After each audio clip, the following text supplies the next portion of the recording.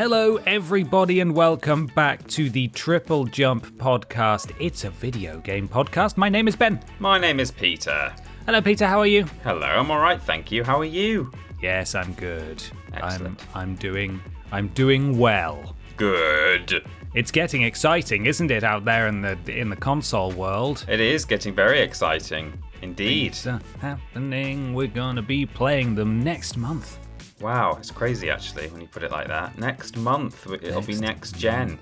At the time of recording, or at least even at the time of release, North Americans and select markets around the world will already have their units. Oh my god, yeah, because you We'll get have to wait an additional week. early stuff. Yeah, Crikey. Unbelievable. Well, anyway, this is a video game podcast, as you might have guessed, but I will tell you again anyway. Each and every week, we are sponsored by a prestigious, wonderful, fantastic company out there in the interweb spaces. Peter has the ad read for this week. What you got, Peter? I do. Have you heard that, you know how Activision are constantly sort of either remastering beloved franchises or now even bringing out new installments to beloved franchises? Perhaps, I don't know, sort of mascot platformers, for example, but other things too. What they're also doing in a completely unrelated venture is diversifying into cuisine as well. So they're bringing out a load of food from back in the day. You know, food from back in the day. Yeah, I remember food from back in the day. And they've brought out a sequel to some food from back in the day. Oh my god! Okay. What they've done is they've taken some like shoots, like bamboo, like shoots. They've like mashed them up, and they've served it that puree of bamboo on some fried hog roast with some chips and wine that has been made from a fish product. That's right. Settle in for dinner. It's mashed bamboo shoot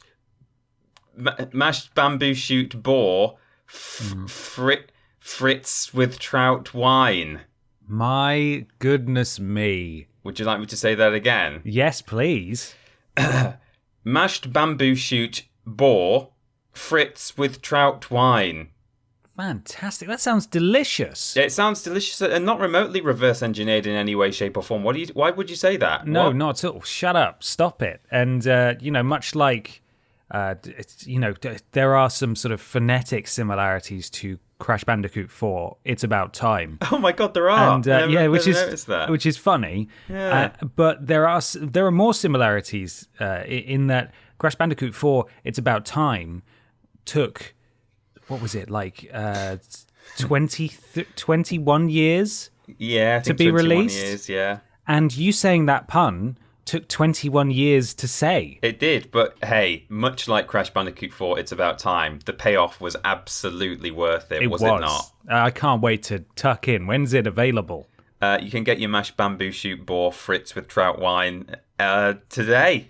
Last week it came out. Amazing. Is it one of those like game Christmas tinner kind of deals where you just get it from a game shop for some reason? It's just like that, yeah. It comes in a tin, you open it, it goes, whoa! And then... Oh, wow. It's really tasty. One other thing about it, though, it's not real at all. Oh, come off it. Trout wine? You're a lunatic. I don't know. It could be pretty good and good for your joints. Yeah, maybe. Right? Cod liver oil. My goodness me. Well, no, unfortunately, that is not real. We are, as is the case every week. You really should have caught on by now. I can't believe you're so stupid that you fall for it every week, you stupid idiots. Whoa. Sorry, that was a bit much.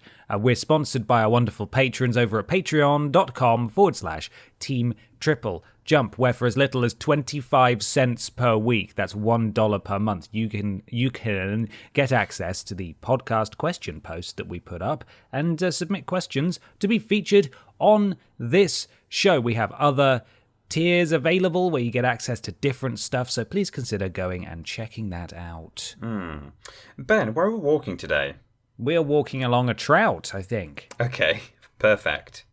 Like these backgrounds are getting less and less. I think I mean fewer video game related. They are. And we've always got to think, is there going to be a large enough image available for James to use on the internet? Because, at least with like video game screenshots, they're normally going to be like full HD size. But is there going to be a picture of a trout that he's not going to have to stretch up to fill the screen is the question. Very true. We'll find out. Who knows? Who even knows? We've got a question here, Peter, from one of our wonderful patrons. Yeah, it's our resident Lord of the Rings character, Ernie Arrowsmith himself. But also Duncan's Wilson asked a similar question to this. So thank you to both of those. Ernie Arrowsmith says, "Hi guys, the internet was in minor uproar, when isn't it, last week when footage of Spider-Man on PS5 was revealed due to quite a significant change to Peter Parker's face design. What are your thoughts on this? When remaking, remastering or upgrading a game, it makes sense to upgrade the character's model's realism, but is it okay for companies to make major changes to character designs?" Thank you, Ernie and Duncan, for those questions. It's a good point. I mean, so I saw the uproar about this.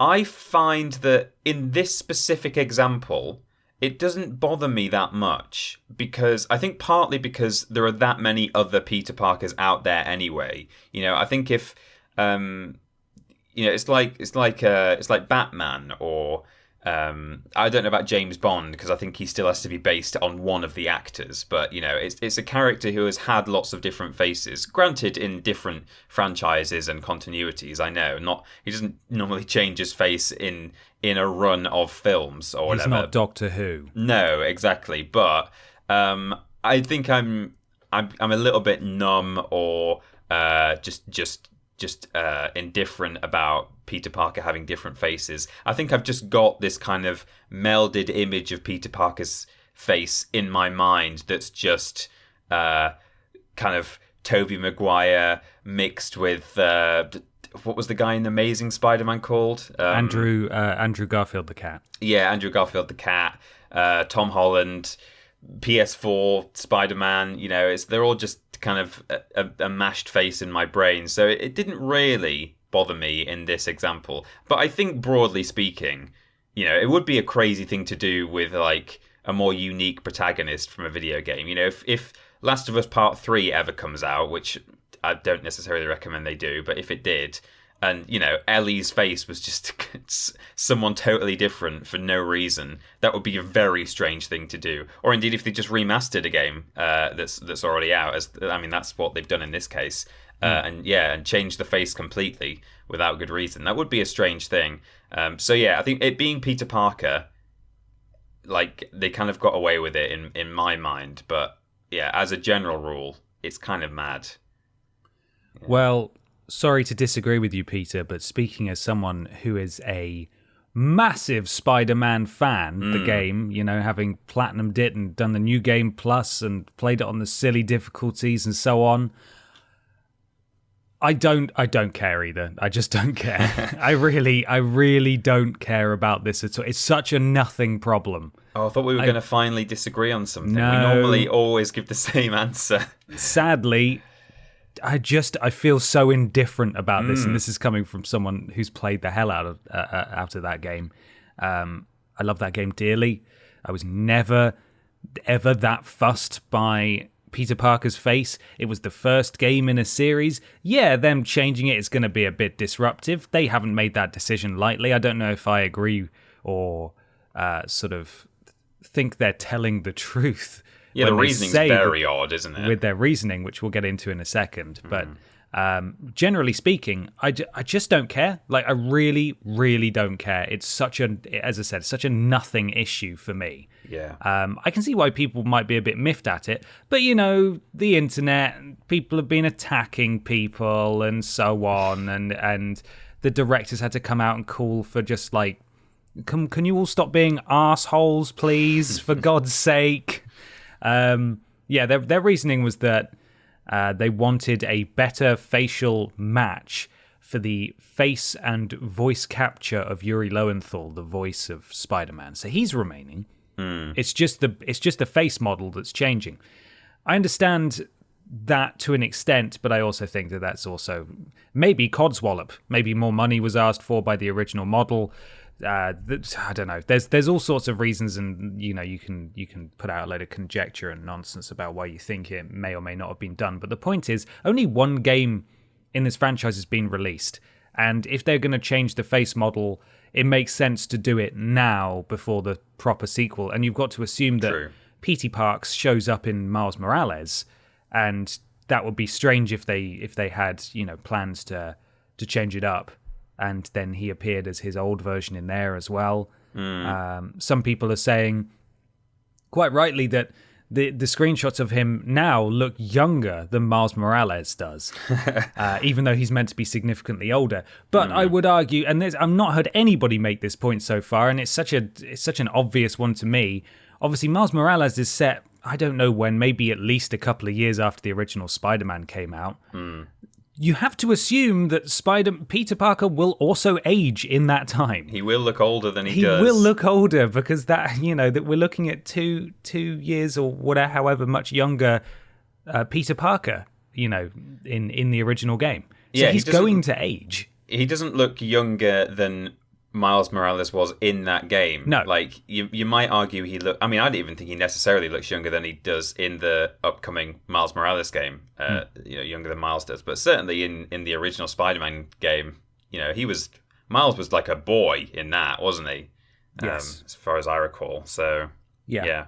I think it's just emblematic, perhaps, of a much larger issue in that PlayStation and Sony have completely bungled this Spider-Man nonsense from the beginning. The upgrade, the fact that the remaster is locked behind the Ultimate Edition of Miles Morales on PS5. You can still play your original PS4 version on PS5, but it won't have the upgraded Spider-Man, and it won't have the new Spider-Man. It won't have the upgraded city and faster load times and stuff like that. It's all very confusing, and it's all explainable in that this is how this works, but it's needlessly complicated.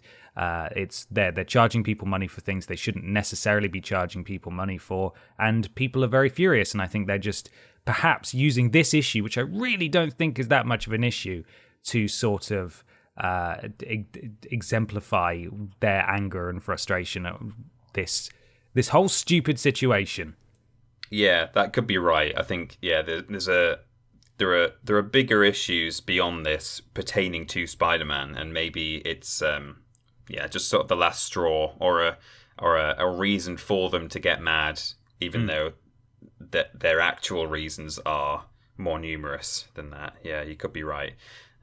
But yeah, when I saw this trending, I was like, sorry, is this really a story? In fact, I don't think I could have actually pictured Spider-Man's face in my head or Peter Parker's face in my head from the first game, off the top of my head without going back to look at something. So I didn't think he looked like a real person. I thought he just looked like a computer character. Miles Morales looks like a genuine real man. Yeah. Especially in the PS5 Miles Morales game, and the other face model of Peter Parker doesn't really look like a real person to me. Sort of like how, even though what's his name, the most boring protagonist alive in Star Wars Jedi Fallen Order, Cal Kestis, even though he's based on a real human being, he doesn't look like a real human being. He just looks like generic man. Well, it's because you hope that no one could look that annoying in real life. It's sad, isn't it, that someone does, and I pray for him. But yeah, me too. with Peter Parker in the original Spider-Man, I never thought, rubbish face. But equally, I didn't think, this is a great face that I will miss, and I hope they never replace it. I just don't care. I don't care, really. Just don't care. Yeah, me neither. Well, it's time to move on, I think, to a cutting-edge section where we talk about what we play in. Do we? Don't have a name for it, though. How about Game Time? Game Time with Ben and Peter.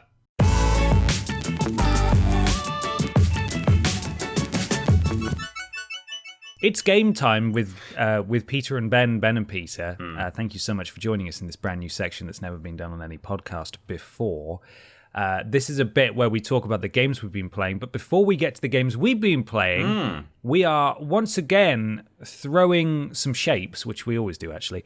But we're also going to throw it over to our senior editor, James, Mr. James Jenkins, who's been playing the Pro Evolution Soccer 2021 season update. And he's going to tell us all about it. He's been pezzing it up. Take it away, James. And it's live. That's right, I've been playing the football game. No, not that one. I've been playing PES, or to give it the full title, eFootball Pro Evolution Soccer 2021 season update. Yeah, I'm going to call it PES from now on. So you know how every annual sports game feels like the same version year after year? Well, this one is literally that. It's the same game, with updated names at a lower price point of £25. And you know what? That's kind of a better approach. It's something that sports titles should have been doing for years now. Basically, the football part of this football game, you know, arguably the most important part, is actually pretty good. It's a more simulation-based approach compared to FIFA, and ultimately, it's pretty rewarding. It does take a while for things to click. I actually found it infuriating at first, but I was battling against like a decade's worth of muscle memory from FIFA, but it's pretty satisfying when you get there. So PES does feel slower, but it's more methodical. It encourages better build-up play. First touches and passing have to be on point. It's just a much more realistic experience, really. And a lot of this is down to the excellent ball physics, which it sounds like such a basic thing for a football game to get right, but it is a noticeable improvement on FIFA. I mean, you won't be seeing the likes of John O'Shea pulling off fancy tricks on this one. Sorry, John. Unfortunately, everything else this comes packaged in is miles behind FIFA. The menus are infuriating, the presentation looks sparse and out of date. The commentary might be the worst thing human ears have had to suffer through. You get stuff like Mbappe! When the ball trickles out for a goal kick, very disappointing. The game modes definitely suffer from this poor imitation syndrome, and most of them just don't feel polished or fleshed out enough. Master League feels clunky, there's the Become a Legend mode where you control just one player, but it's just boring at the start. There's no attempt at like a narrative like with FIFA's Volta or Journey modes. Not that that's necessary, I mean it's a damn football game, it's not like Uncharted or The Last of Us, but it spices things up a little bit. With this you're just skipping through weeks of time without playing until eventually West Brom finally decide to play your promising new attacking midfielder at left back. Great, cheers Gaffer. My Clubs is another key one. It's an underwhelming equivalent of FIFA Ultimate Team, basically. Oh, and microtransactions are here as well. Of course they are, they're just less flashy, like everything else. Anyway, I've slagged off quite a bit there, but honestly, it's not a bad game. The bits where you're actually kicking the ball around are pretty good. If you fancy something different from FIFA, a more realistic depiction of the game, and at a decent price, as long as you don't have last year's version, then yeah, PES isn't a bad shout. Just don't expect anything too flashy. Big thanks to Konami for the code. All in all, I'd say it's 3.5 footballs out of 5. Wow, thanks, James. Thanks, James. Then I don't need a jacket. I don't need a James kit. That was a little review there on the update for PES. You know, quite interesting that they're doing it as a seasonal update and not a full game. Yeah. So we'll see how that pans out for them. Peter, what have you been playing? Goodness me. Well, since the previous podcast, I did play a little bit more Dreams while I was waiting for those there Crashes and Star Warses to come out. So I can barely even remember what I played now.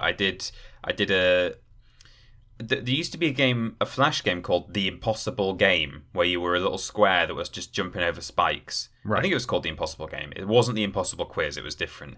And I played a game very similar to that on Dreams. And I found another You Are a Ball, get through this ball assault course game and enjoyed it. So I played a few of those.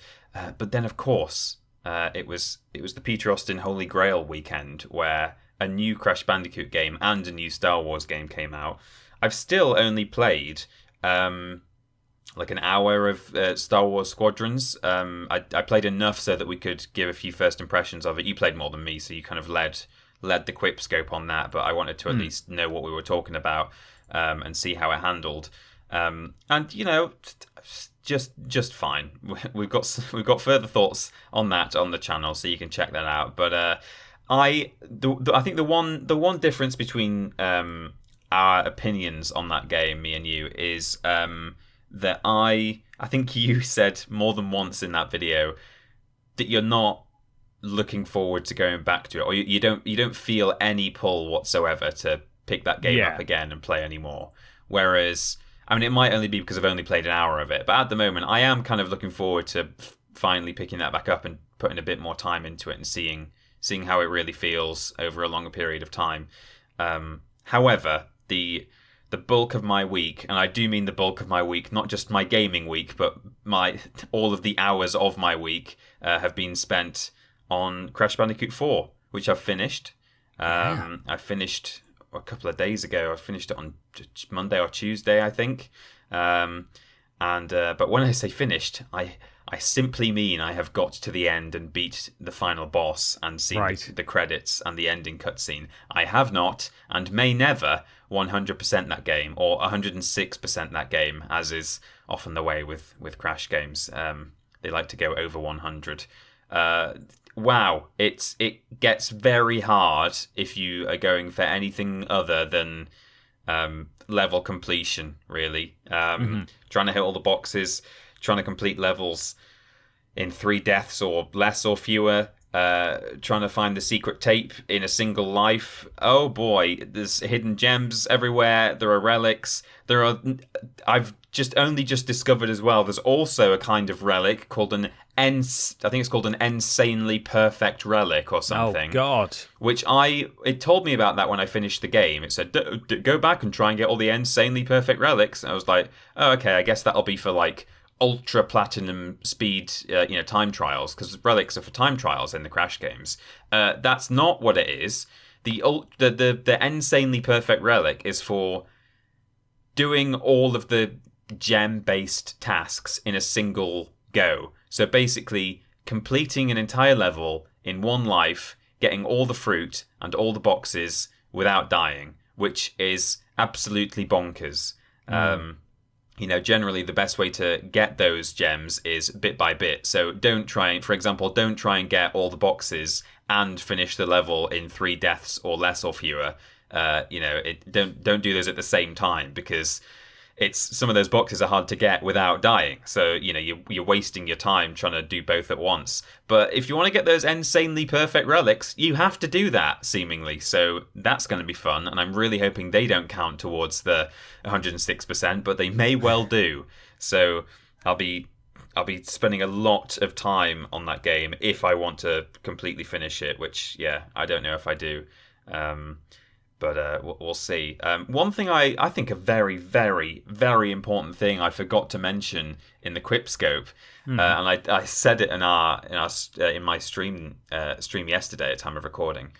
The game is rated something for mild swearing, like, I don't know, 8 plus or 11 plus or something, and that was revealed obviously well before the game came out, and I was thinking, mild swearing or mild language? I was like, this is a Crash game. There can't be any of that in there, can there? But you for a part of the game, you play as Dingo Dial, who is very Australian. I don't know if that means anything or if that's borderline racist. But at one point, Dingo Dial in this Crash game refers to some of the enemies as bastards. Whoa, would you believe? Really? Yeah. Which I think That's I can say shocking. in our podcast. But it really took me by we surprise. can say that. That's fine. It's just surprising to hear that in a Crash game. Absolutely, yeah. I think he also said bugger at one point as well, or little buggers. But there's one instance where he goes, says something like, "Get out of my diner, you bastards." And I was like, whoa, hang on. Slow down, Dingo Dial. Not ready for this. So, I mean, that really should have factored into the Quipscope, I think. It's a highly important before you buy detail. Funny. But there we go. So that's mostly what I've been playing. All that Crash and a little bit of Star Wars. Nice. Yeah. What about you? I played Star Wars Squadrons for a bit, Mm-hmm. and we did a Quipscope on it, as you said.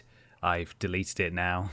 Have you deleted I it? just don't want to play it. Oh. I really don't like it. And we go into more detail in the Quip Scope, so I won't retread similar ground because I deleted it after we did the Quip Scope. I just don't want to play it. I really cannot put into words how little this game is for me. And I really hoped it would be. I thought it'd be a fun Star Wars romp through an entertaining story, and it is not that at all, and that's fine if you're looking for that, but it's not what I wanted, and that's okay, so I got rid of it. Not gonna torture myself with that. I had the weekend just gone, where I said on the last podcast that I was going to be playing a lot of Call of Duty Warzone. Yes. And I did. It's called Armored Royale is the new mode, and it's really fun. Oh, yeah. So the circle is small, but it's constantly moving around the map. So you sort of have to be prepared to move with it through the fog rather than it, getting smaller and smaller. Right. And it's teams of 4. There are 100 players, so stands to reason that there are 25 teams, right? Mathematics. Yeah. And each of you has an armored car, like a truck, and it has a gun emplacement on the top. It has a little portable shop on the back, and you can upgrade the armor, upgrade the gun so it can fire more, and you can also repair it back there and add, what's it called?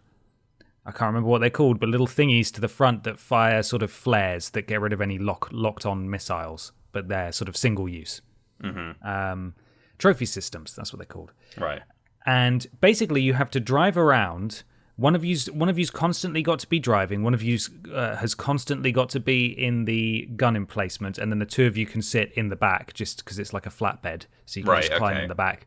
And you got to drive around, either avoiding or actively pursuing other people and their trucks. And as long as your truck is still alive and in the game, and you can repair your truck as well from the shop, you can pay to do it, or you can park in like garages that are dotted around and it'll slowly tick up. Right. As long as your truck is still alive, your team can respawn ad nauseum. You don't need to like fight in the gulag or anything to respawn. You can just come straight back in. Okay. Once your truck is gone, then you're all basically on one life. So if you die, you're gone, and it's up to whoever's remaining in the game to sort of sprint around completely vulnerable and exposed to try and gather together enough money to buy teammates back from a proper shop, or save up and buy your car back. So there's a real tactical element to it. It's a really fun twist on Warzone and Battle Royales in general. Had a lot of fun playing it, and we won like 3 games. It was really good fun. So while your truck is still alive, for want of a better word, do you gain anything for killing other like members of another team, or is it just the idea that obviously while they're dead, you're able to kind of attack the truck better? Like, do you get points for kills, or is it just like you want to get them out of the way so you can remove their ability to respawn by attacking the truck? With Warzone in general, and this game too, there's still, you get XP at the end, and you level up and you unlock things for your classes and stuff, and you can occasionally there are supply drops, I think they're called, or something like that, where you can run up to them and get your class from it, so you don't need to run around and pick up guns, but those are, they usually drop in quite open areas, and there's lots of people trying to go for it at once, so it's a risk to go for those.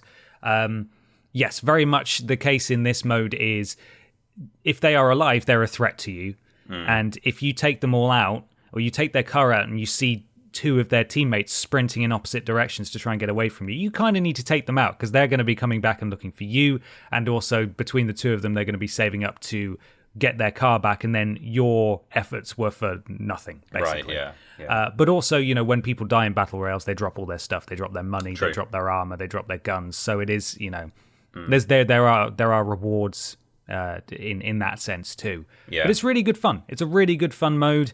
Kind of sad again that they always introduce these modes in new seasons, and then they're there for a few weeks and then they take them away again and they go on. It's like, okay. But I liked that one. I don't want to play the regular mini one. Mini Royale, didn't you? Is Mini gone Royale now? was great. Yeah, that's long gone. Yeah, it's just a much faster game, but really good fun. I enjoyed it a lot. I played the Burial at Sea DLCs for Bioshock Infinite. Oh, yeah, of course. You said you were going to do that, yeah. They're really good. Going back to Rapture is really good, and I've watched a lot of theory videos and timeline videos as well, and how it all sort of explains itself. It's all very convoluted because it deals with multiverses and stuff, but it neatly ties, sort of, as neatly as you can get, ties the events of Infinite and Bioshock 1 and 2 together, in that Elizabeth's actions actively kickstart the beginning of Bioshock 1, which is quite fun, for fans of the original game to see those games tie together like that. And I really liked it. I went back through and got all the trophies in the first part, and then the second part, you have to finish it in 1999 mode like you do for the platinum in the full game, and I just thought, nah, I can't be bothered with that. So I just finished it, and it was good. I liked it a lot. Good. One final thing, I've been watching Chernobyl, the TV show from HBO, and you'll never guess who's in it. Mickey Rourke. Leo! Is he? Yeah, Leo is in it. Brother of Joseph Fares, this is his real name, Fares is in Chernobyl. He's in the show. I would recognize that nose and that strange accent a million miles away. I was like, that's Leo. That's Leo. Whenever he's in it quite a lot. Whenever we do a Leo impression, it always makes me want to slip into Sly from that Worst Games Ever we did, where I don't want to kill anyone else. One guy's dead. I didn't do anything. One guy's dead. I don't want anyone else to die. Strangles someone to death. Yeah, stabs just them in the snaps eye. their neck. I didn't do anything.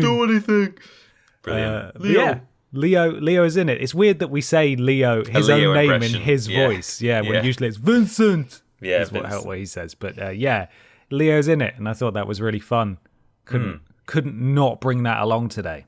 Yeah, no, absolutely. I've still not tried Chernobyl, but I've heard good things. Well, good horrible things about it. Oh, it's very compelling. If you can handle melty men and some light dog murder, then you'll be okay. But it's very gripping. Well, I mean, I've played Last of Us Part 2. That's got heavy dog murder in it. Yeah, you're actively complicit in the dog murder in that game. Yeah. So there we go. Yeah, no, very good. Anyway, let's move on to the next question. Yes, let's. This is from... Yes, from Stukalicious. By all means, go ahead. Please I do. will. Good day, Pen and Beta. As a massive fan of most of the Resident Evil games and The Last of Us, I was ultimately disappointed by the Resi film's portrayal of the lore, and am slightly concerned about the upcoming The Last of Us series, even though Druckmann is attached. Do you have an opinion on whether adaptations of games should remain stringently loyal to source material / lore, or are you more accepting of disregarding key elements to suit a new narrative than I guess I am? Keep up the great work and keep positive and safe. Just stay positive about it, all right? Yeah. Thanks, Stukalicious. If they're directly adapting the plot of a game, I just don't think it's possible to keep everything in, even with a TV show with a slightly longer runtime, obviously a much longer runtime than a movie.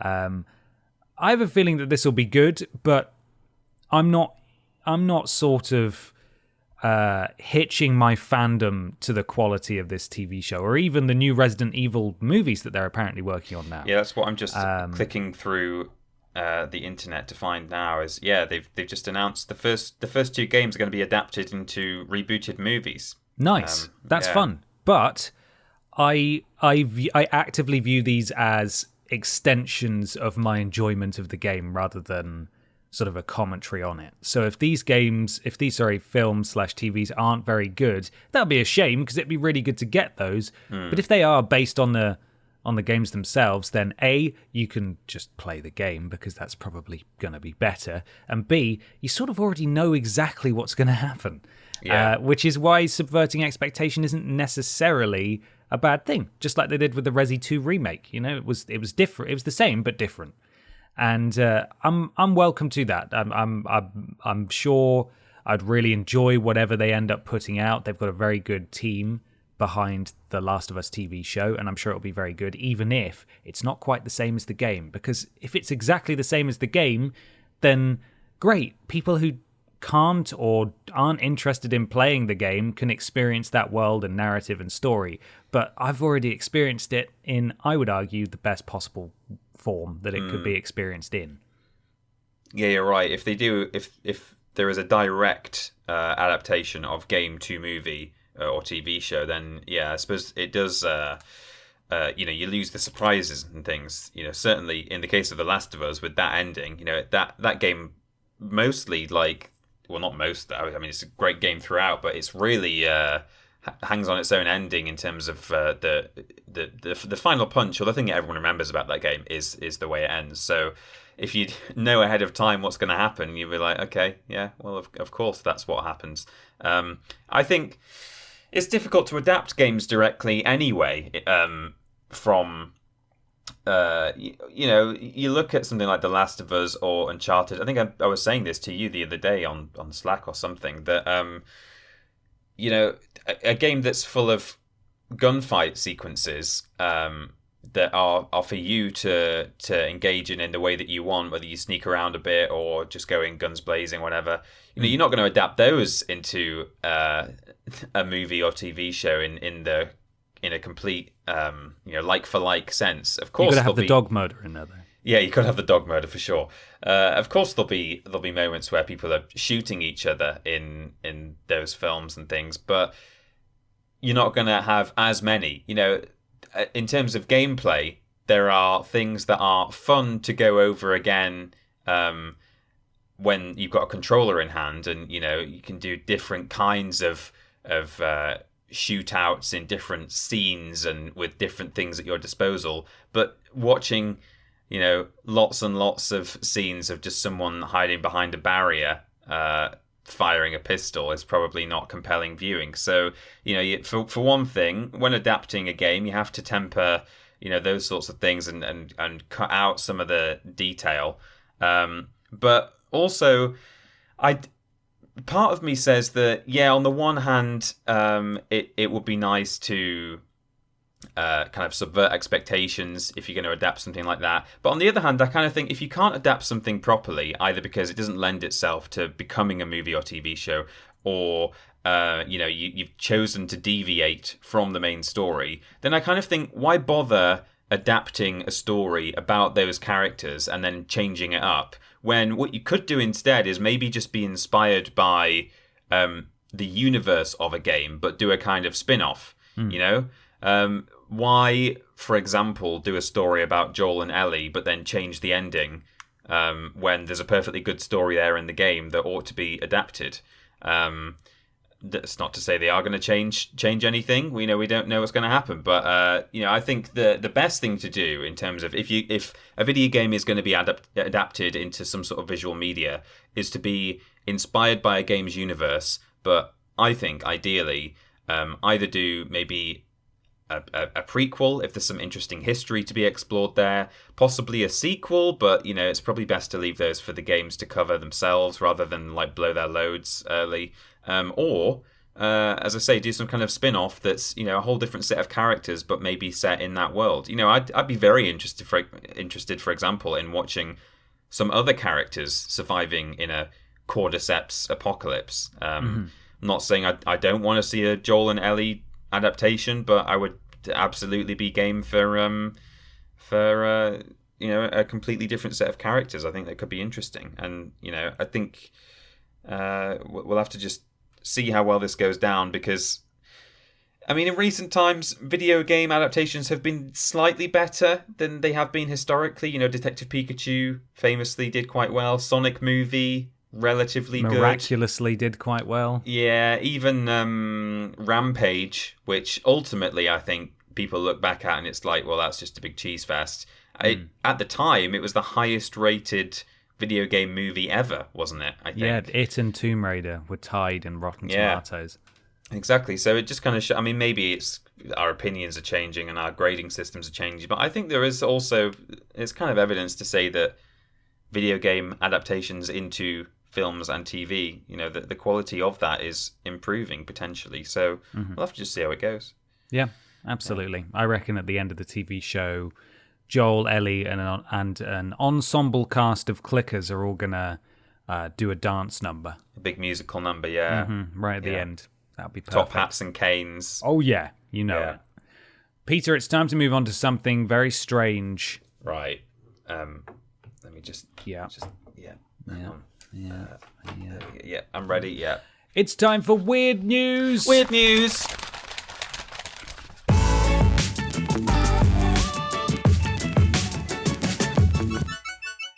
Weird News time. Welcome to Weird News. We've got some strange video game news for you. Peter, what do you have this week? I have got a story from, would you believe, Kotaku.com, which has been written by someone called Luke Plunkett, it says here. Don't know if you've heard of him at all. It says on his bio, Kotaku's official TripleJump Weird News correspondent, but I've never heard of this guy at all. Chess tournament winner banned. Says opponent was doing pee-pee in their pampers. I'm sorry, what? What? Like a lot of other sports this year, chess has been having a good time online, except that is for the very end of the Chess.com Pro Chess League Championships last week, when the winning team was disqualified for, quote, unspecified fair play regulations. As this feature on Defector reports, and there's a link where you can click through and go and look at the Defector feature if you want to, Armenian chess grandmaster Tigran El Petrosyan, whose team, the Armenia Eagles, won the competition, was later disqualified, along with his teammates, not long after an American rival they beat in the final left spicy comments under Chess.com's official recap of the event. After pointing out that the much lower-ranked Armenians had potentially used players who had been banned from Chess.com earlier in the year for cheating, American Grandmaster Wesley So added, anyway, I think the final should have had proctoring. Lots of work were at stake, and weeks of playing through the qualifying phase. Proctoring, a word usually used in exams, is the supervision of games in chess. So he's saying, I think they should have supervised the games. Right. Also pointing out shenanigans with streamer Hikaru Nakamura, who we featured on Kotaku last month. Oh, interesting. Whose examination of Petrosyan's moves in the final found a lot of questionable stuff. And it says, I'm bothered by this game. That's a quote. Especially some moves that were as perfect as they could be, suggesting the Armenian was using programs to help him play. Oh, it's all going on Chess.com. It's a real scandal. Not helping his cause was the fact that Petrosyan was continually looking away from the screen during his moves. Anyway, all of that's just context for why we are really here. Petrosyan's meltdown following So's allegations, in which he calls his opponent a biggest loser I ever seen in my life, before adding, you was doing pee-pee in your pampers when I was beating players much more stronger than you. Wow. Not long after, Chess.com made the decision to disqualify the Armenian Eagles, along with handing Petrosyan a lifetime ban from the site. Somehow, this isn't the first time I've written about Petrosyan on this website, says Luke Plunkett. Back in 2015, he was involved, this time as the innocent party, in an even wilder cheating scandal when his opponent, Gaioaz Nigalidze,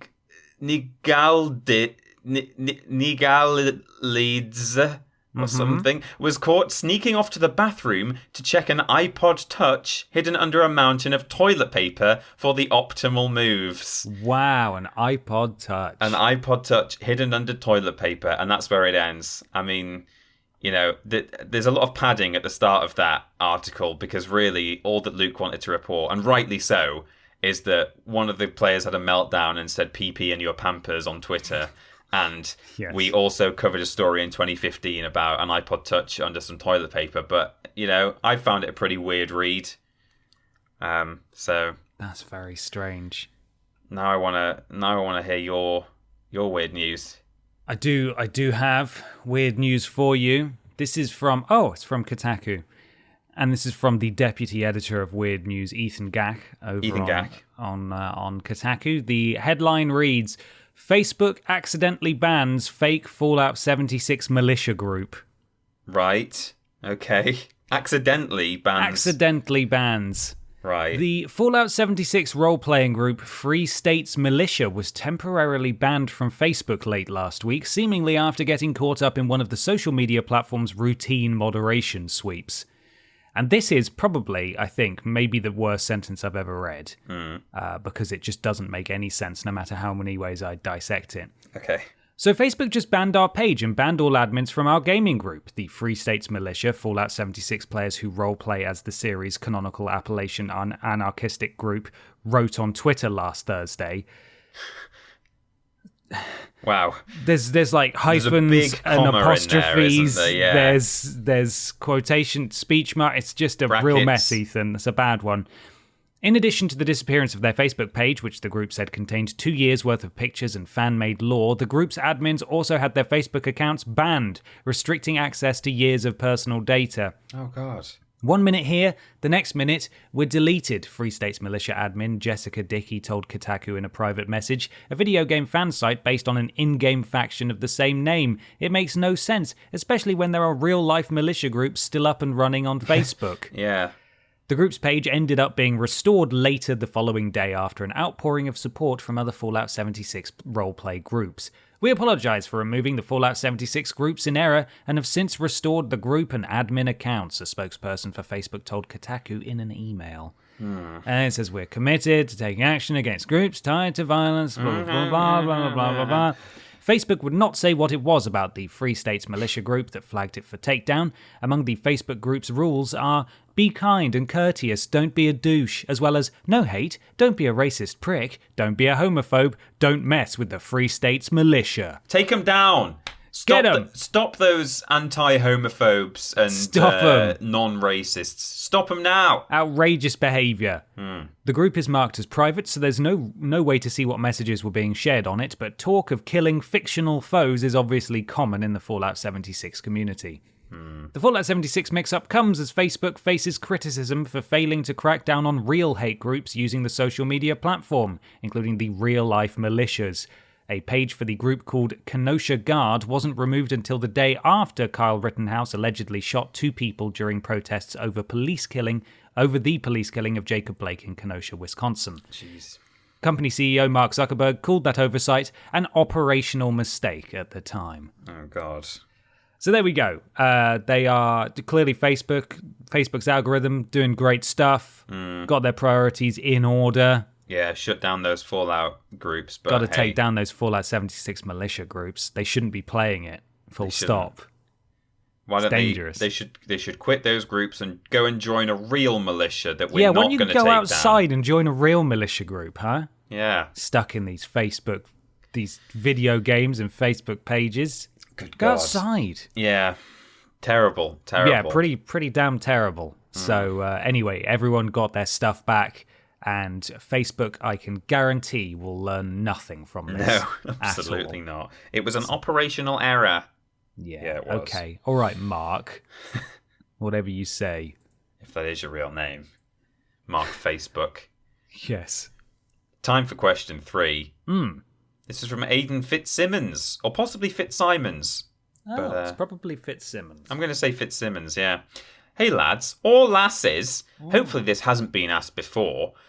When I was younger and visited my cousin's house, I used to love watching him play Zelda Ocarina of Time. I have, however, never played the game myself. I would never ask him if I could play. I was happy to just sit and watch him play. So my question is there any game that you love watching others play, but that you've never played yourself? Or you've played very minimally, perhaps? I find that in the flesh, I don't like to watch gaming that much. If I'm sitting there and someone's playing a single player game and I'm just, on their sofa, I would rather they sort of let me have a go or we turn it off and play a multiplayer game. I don't mind if I sort of nip round to someone's house and they're still finishing off or whatever. Like, I'll just get to the save point. But, if someone's like, oh, do you want to watch me play, Uncharted? I'm like, not really, no. I'd rather play a game with you, actually. But however, I do, of course, like watching gaming stuff on YouTube. And I think there's various kinds of games I would watch. I don't mind watching quote unquote walking sims on YouTube, because I feel like although they are quite fun to play depending on what mechanics are involved, I think you don't miss out on much just like sitting and enjoying the story and the narrative. The narration of games like that. I watched all of Everybody's Gone to the Rapture on YouTube. I think I've said that before, and loved just watching it through and enjoying it from that perspective. It was a commentary-free version, so it was just, it was kind of like watching a movie, a first-person film or something. Mm-hmm. I also, though, I really like watching games in which people use their creativity and do so better than I could. So I think it's quite nice. I've actually recently been watching, I found a YouTube channel that was suggested to me by the YouTube algorithm of people, someone who builds stuff in Minecraft, but they do it with no commentary. It's from like a series of fixed camera angles, and they've got all these mods added in that make it look very pretty, and they just play this kind of chill music. And it's just this very relaxing thing. I quite like watching, if there's been a new one posted, I'll watch it in the evening, and they're just building like, a log cabin or making a little field or something. It's quite relaxing to watch. But also things like Sim City or City Skylines, I should probably say, also, I really like watching people play Dishonored really, really well, especially if there's like a mod or a cheat you can get where you get unlimited mana or whatever the resource is, like the magic points, and I think that's super fun to watch people do crazy, intricate things where they're blinking all over the place and they're laying traps that pay off like 5 minutes later. They like put stuff down, and then way down the line you're like, oh, that's why they put that spike trap there or whatever. And people do really clever stuff with that game or that series. So yeah, I like to watch a whole load of things, but only on YouTube. I really don't like to watch stuff in person. Yeah. In terms of Aiden actually says when he was younger and visited his cousin's house, did you used to go and watch people play games? I mean, I would sometimes watch Peter's gamer uncle play games next door. But even then, like generally, I would go around, and occasionally he'd be playing stuff on his own, and I'd watch. But normally he would, if I was there, he'd turn it off and we'd play Unholy War or Hogs of War or Duke Nukem Time to Kill. We used to play quite a lot, and then later it sort of turned into Halo 1 and Halo 3, and so yeah, like generally he would let me play if I went round, but yeah, now and then, and sometimes I would go around to a friend's house and they would only have like some single player games, so we'd have to just sort of take turns, but yeah. What about you? I definitely used to watch. It was my cousins, actually. I definitely used to watch my cousins play games. I used to go and visit my cousins every so often, and that's where I was introduced to Metal Gear Solid 2. Yeah. And I watched them play that, and it just looked incredible. And I ended up playing it in the end. Years and years later, in fact, it was about, how long ago? Maybe 6 years ago now. So not until I was an adult did I end up playing MGS2. But I was very, very impressed by it at the time. And I just thought, oh, this looks amazing. But I just had no idea how to play it. And actually, I think I preferred watching it to playing it. I wasn't a huge fan of MGS2. Right. Much preferred 3 and 1 to 2. And I also used to watch them play wrestling games. Here Comes the Pain was one that they had that I used to watch and think, this looks incredible. Yeah. Wow, it's amazing. There's blood. Oh, unbelievable. And my other cousin had all the GTAs, so I used to watch him play San Andreas and Vice City and stuff. And again, that was sort of mind-blowing. You mean you have a garage where you can store your cars and then you can just have them and they're yours? And you can take any car off the street and put it in there? That's amazing. Yeah. It was incredible. It was mind-blowing. So I used to love watching that. Now, like you, I don't want to watch you play games. Thank you. I don't want to do that. But certainly, I also watch YouTube stuff from time to time. Usually speed runs. We're both I wrote down fans of speedruns as well, yeah. games done quick, whether that's Summer Games Done Quick or the other one. What's it called? Is it just called Games Done Quick? Awesome games done quick. Awesome AGDQ. There we go. So those are fun, and I usually gravitate towards horror games that I'm never going to play. Yeah. Because I like to see them broken, and I like to sort of hear them explained as they go. And also, Soulsborne games. I like to watch those be speedrunned and just see those be completely ruined by someone who really knows what they're doing. I find that quite entertaining. But yeah, I don't like to watch people play games in person anymore. But I certainly, when I was growing up, I did. I've just kind of remembered that really growing up, I think I was more the watchee than the watcher, because I had a couple of close friends at school. Both of them were called Matthew. I guess I was only friends with Matthews. Yes. And I remember both of them used to come around to my house, like separate, like individually. They would come round, and I'd be playing games, and I would like ask if they wanted to play. You know, I remember playing Tekken. I think Tekken 1 actually, or maybe Tekken 3. And saying like, you know, we can play versus mode on this if you want, or we can play a different game. And he was content to watch me just unlock new characters. And the other Matthew, I remember being there when I got to a new level in Tomb 2, and he like ran into my brother's room and was like, "Pete got to the next stage in Tomb 2. He got to the next stage." And my brother like charged in to see this new area. But yeah, just thinking about it, like people used to come around, and my mum would say to me as well, like, "Let Matthew have a go," and I'd be like, "I've offered, but Matthew doesn't want to play. He just wants to watch me." So different strokes, different folks, I guess. Yeah. Well, there we are. That is a little bit of history. A little bit of history there. It's time to move on, Peter, though. Yes, it is. To something very big. Oh, it's huge. It's time for the big discussion. Big discussion.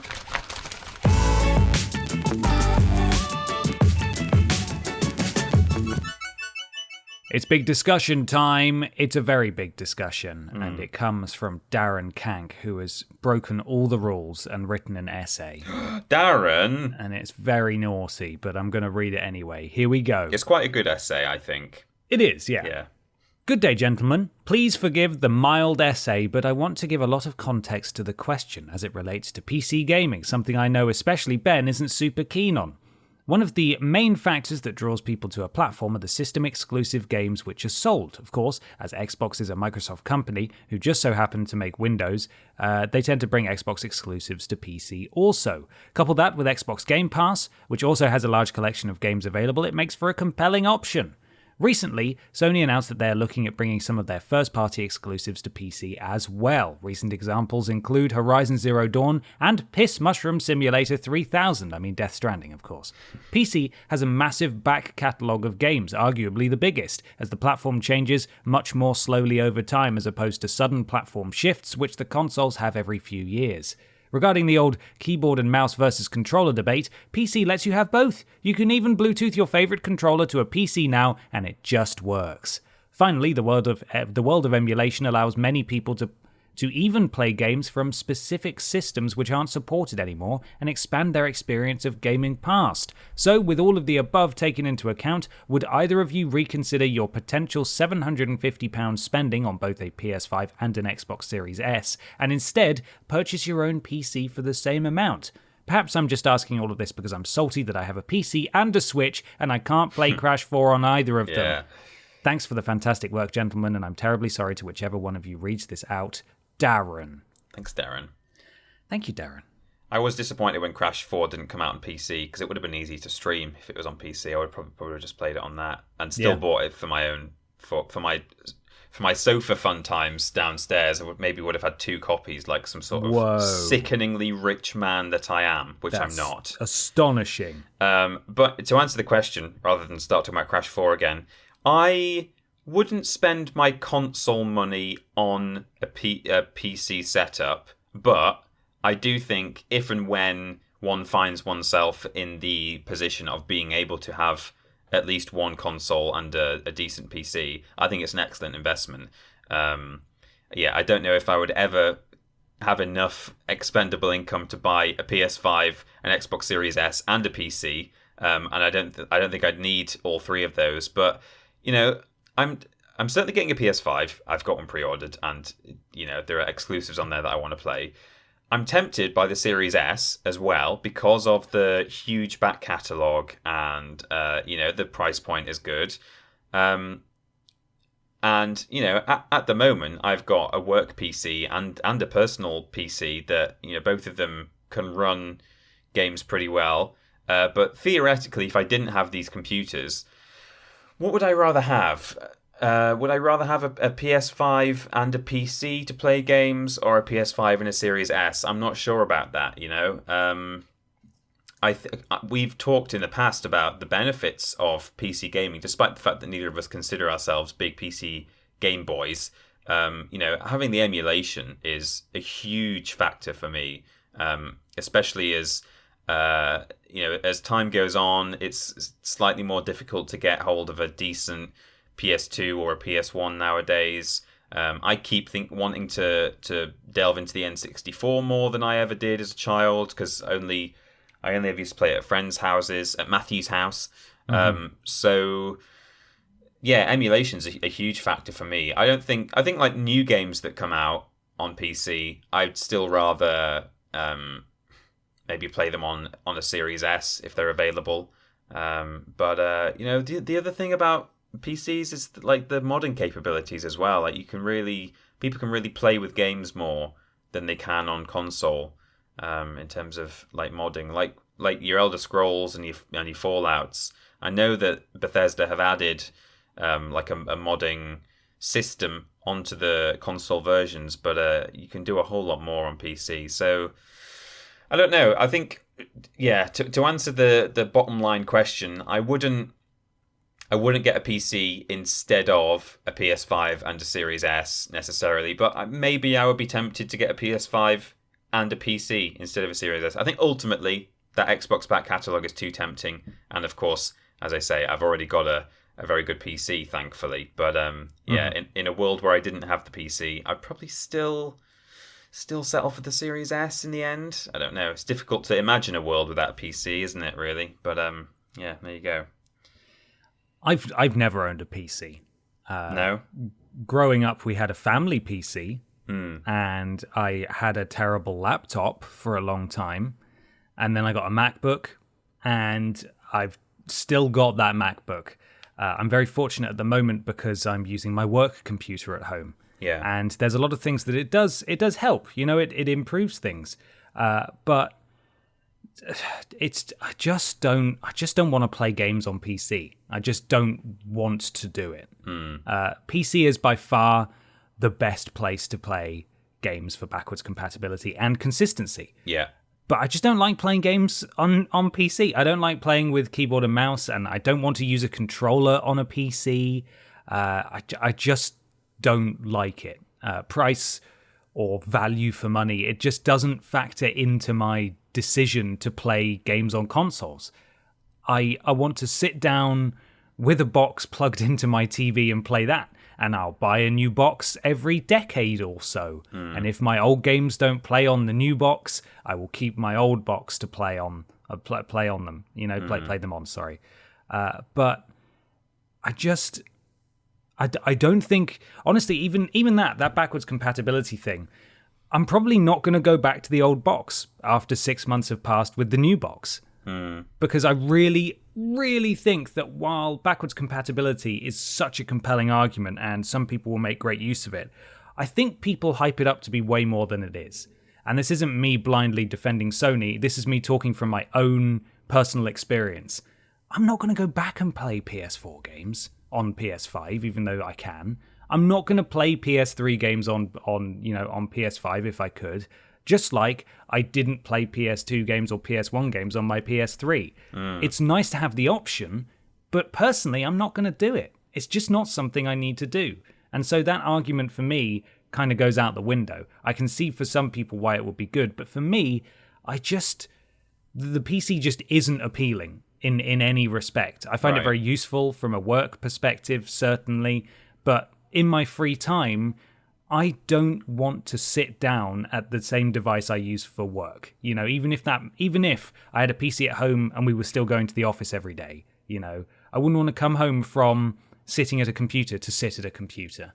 I don't want, that's not relaxing for me. I like being in a console ecosystem. And again, you know, PCs are amazing and you can do almost anything with them, but it is not appealing to me at all.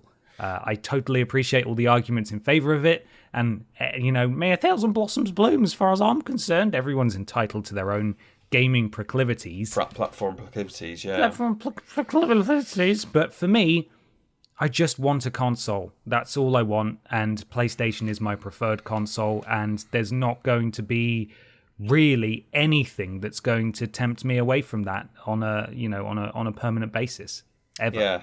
You've got your work PC, but you ain't spending any time on it outside of work. Outside of work, yeah. I think there's as much as there are those good arguments in favor of PC. I think there are a couple of arguments against it. I think number one, personally, I know different people probably don't mind this, but personally, I much prefer curling up on the sofa to play a game with a controller in my hand in front of the telly. And I know that there are ways that you can actually play your PC games sitting on the sofa looking at your TV if you can be bothered, or if you want to get one of those Steam boxes or whatever they were called, which I think don't exist again already. I think Steam Big Picture or something like that. Is also didn't they stop making them? I think I have no idea. I don't know, maybe that's not true, but I'm sure I heard like that they had a really short lifespan. But anyway, so you can sort that out if you want to go to the effort of it. But that kind of brings me to my other point, which is that PCs are capable of fantastic things, and in some ways they're the best way to play games by certain measures, certain yardsticks. It would be the best way to play a game. You know, graphically they can be the best, and as I say, modding and backwards compatibility and so on. However, the difference between a PC and a console is it's not always strictly a case of plug in and play, is it? Which is the problem. Yeah. And actually, the one thing that PCs are not so good at in terms of backwards compatibility is PC game backward compatibility. I know you can get sort of emulated versions of old operating systems where theoretically your games will work, but in my experience, they're pretty difficult to set up. I mean, maybe I'm an idiot and I'm just not very good at it, but I tried quite hard to get a Windows XP, I think it was, emulator working, and in the end I managed it, but it wasn't as simple as a PS1 and PS2 one or Dolphin, you know. So likewise, you get a new game, and depending on how long you've had your PC, if you plug that sucker into your or download it, I guess people don't use discs anymore, but if you download it and try and install it, it's not necessarily going to work depending on your setup. Whereas if you buy a PS4 game or a PS5 game, if you plug it into your PS4 or PS5, it will work. Mm-hmm. I know you have pro versions and non-pro versions, and so that might make a difference, but it will work if it's compatible. Whereas that's one of the big downsides to PC, I think, in our experience, particularly when we were at Yogscast, and you know, since then as well, when we've been at TripleJump, we've just found that sometimes you try and get something working on a PC, and it just drivers and hardware and software and don't make me do all of this stuff. Thank you, please. I don't want to. Yeah. It's not as straightforward as it ought to be sometimes. I've reached the point in my life where I value my free time too much to make such a fundamental switch. We've spoken before about what it would take for us to jump to Xbox and stuff. Yeah. But even if we did, which is highly unlikely, even if we did, that wouldn't be fundamentally changing the game that much, would it? We'd still be sat holding a controller, sat in front of a TV. To switch to PC gaming at this point in my life would mean learning a lot of stuff. And because I didn't grow up PC gaming, not only are there big gaps in my knowledge, but it's also it just seems quite exhausting. You know, the relative simplicity of playing on a console is that much better. And the same way that I'm sure Darren probably feels about PC is exactly the same way I feel about consoles, because it's all I've ever known. And I know that there's a world of opportunity to be had with playing games on PC, but it just doesn't appeal to me. I just don't want to do it. And therefore, I simply won't. And you can't make me.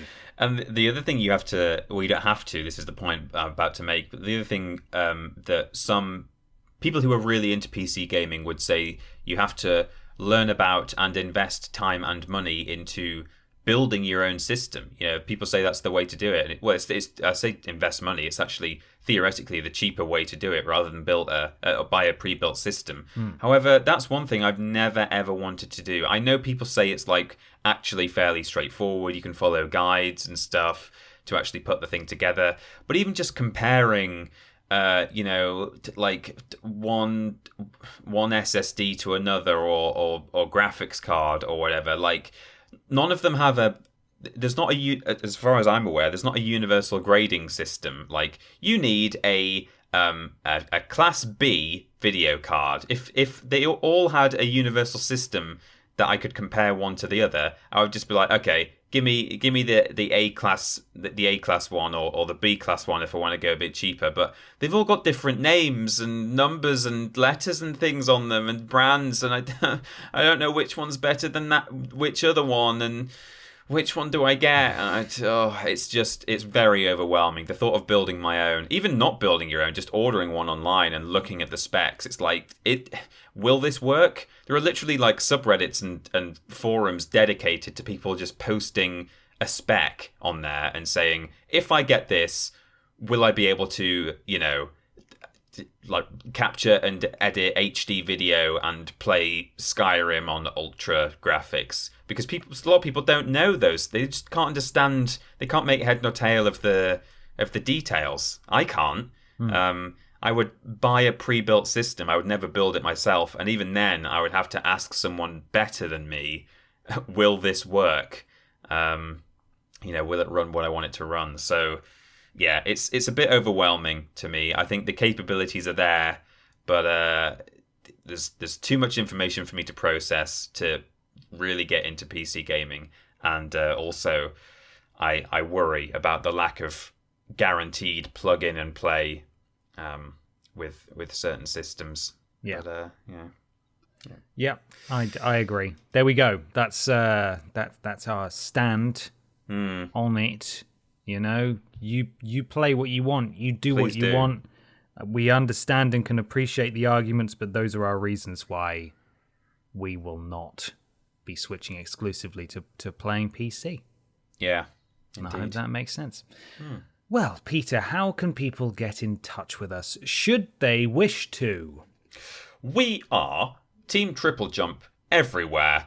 Literally everywhere in the world. YouTube.com and Twitch.tv/Team TripleJump. That's where we stream and put out videos. When we stream on both of those channels, we're modded by Lord Brotovich, Cecil Prumps, Mad Stadactyl, and Trowling Badger. Thank you, team. We've got social media, Twitter.com and Facebook.com, both /Team TripleJump. Luke Eldon looking after Facebook, as usual, doing an excellent job. We've got a Patreon, which is patreon.com / would you have guessed it? Team TripleJump. Lots of rewards there, including asking questions on this podcast, early worst games ever, and unique special one-off patron merch as well, things like that. We've got a Discord, bit.ly / Team TripleJump. That's modded by Jack and Joe. Thank you, Jack. Thank you, Joe. The podcast, if you are watching on YouTube, is available at play.acast.com /s /TripleJump. No team there. And the website, triplej.mp, that's triplejU.mp. And you can put /shop on the end of that to get to our store. We've got a careers tab there, which at the moment, nothing there, but keep an eye on it. You never know when it's going to have a new posting. And finally, you can see all of our live stream VODs by going to triplej.mp /VODs, which will send you to our YouTube channel where we upload all of the VODs. You can follow Peter on Twitter and Instagram at @PeterAustin. Oh, I said that weird. At @PeterAustin. And you can also follow me just on Twitter at @confused_dude. We do lists every Tuesday and Thursday, streams every Monday, Thursday, and Friday. Thursday being the joint stream on YouTube, and Monday and Friday being solo streams on Twitch. Worst Games Ever is fortnightly. Friday for patrons, Sunday for everyone else. It's not a Worst Games Ever week this week. No. The podcast is every Saturday, and we do shows one every other week. Please leave us a review on iTunes or your platform of choice. It helps something to do with Al Gore's rhythms. This week, we've got a new What It Means to Me, and we have Sam Driver from Cultaholic Wrestling talking about Broken Sword. So make sure you go give that a watch, as well as the 2 Quipscopes we mentioned earlier in the show about Crash Bandicoot 4 and Star Wars Squadrons. Also, probably, like the plan is that today, at time of release, Saturday, we will be putting out another ranked list. Is it Sunday that it's going out, or Saturday? Oh, I thought it said Saturday on the schedule, but in any case, this weekend, Yes. The plan is to put out a ranked list. That's still pending. I need to literally, as soon as we're done recording, I'm going to have a final look through and make sure it's okay. Oh yeah, it says Sunday on the schedule actually, so my mistake. But so check that out tomorrow. Theoretically, I'm sure it'll be fine. It was nearly fine last time I saw it, so that's probably there. But I'm not promising anything. No. All right. No, it'll not be yet. good though. Go and watch it if it is Yeah. live, maybe. What is this week's sponsor, Peter? Just time to say goodbye. Oh, with the I'm sponsor. getting real peckish for some masked bamboo shoots, boar frits with trout wine. The inflection's very difficult to do on that because if you try and do it in the Crash Bandicoot style, the boar gets a really strong inflection. Mashed bamboo shoots boar. Mashed bamboo shoots boar. Fritz with trout wine, but it's not how you would normally say it if you were reading from a menu. So, Well, it sounds delicious. we'll have to think on. We'll have to get the marketing team to maybe just never do anything like that ever again because, good God. we got a lot of those meals to throw away then. We can't sell them. No. Thank you so much for listening, everybody. Enjoy the rest of your weekends, and we will see you all next time. Bye, everybody. Bye-bye. Bye.